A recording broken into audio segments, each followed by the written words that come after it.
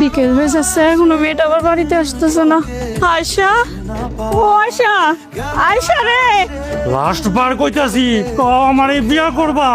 ও মা, আয়শা রে, ও আয়শা, ও আয়শা, তুই কই যাস মা? তোমার এমন পেরেছাই লাগতেছে কে? কই যাইতেছো? মানে কি কমো তোর কাছে?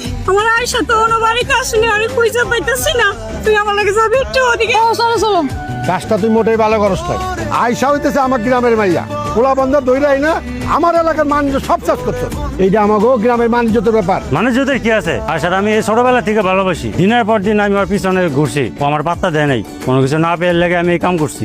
দেখছেন মাতবর সাহেব, দেখছেন ওহনো কেমন উঁচা গলায় কথা কয়। সময় মতো আমার মেয়েটা যদি রক্ষা না পাইতো, আজকে আমার মায়াটার কি অবস্থা হইতো ঘর। কাউরে ওর লোকে বিয়া দিতে পারবেন না আমি ছাড়া, এটা এলাকার বাসী সবাই জানে। বিয়া দিতে হলে আমার লোকেই দিতে হইব।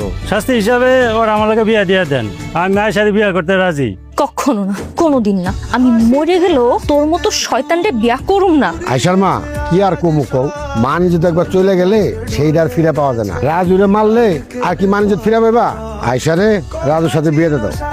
মাতবর সাহেব, আপনি এটা কি করতেছেন? কোনদিন না। এছাড়া তো আর কোনো উপায় নাই। যে ঘটনা ঘটছে, এই ঘটনা জানার পর কি তোমার মেয়ের এই গ্রামের কেউ বিয়ে করবো? আমার তো মনে হয় কেউ বিয়ে করবো না। তোমার মেয়ের যদি বিয়ে না দাও আমার গ্রামে থাকতে পারবো না। আমার গ্রামের তো একটা মানুষ আছে নাকি? আমি আপনার কাছে হাত জোর করতেছি, আপনার এই অন্যায়টা আমার সাথে করেন না। চাচা বিশ্বাস করেন আমার সাথে কিচ্ছু করে নাই, কোনো কিচ্ছু করে নাই। আপনাদের আইসা যেমন ছিল তেমনই আছে।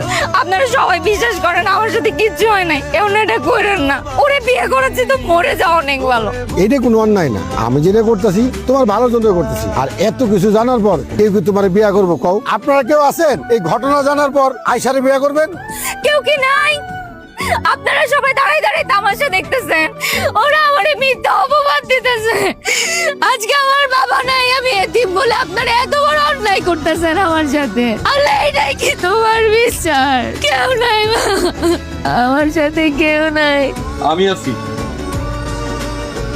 তোরা এত রাতে এখানে বসে আছিস কেন? ওই কিছু না তো, এত সময় তুই যা। তোরা তো এমনি এমনি বসে থাকার লোক না। এমনি বসে রয়েছি, যা তো তুই।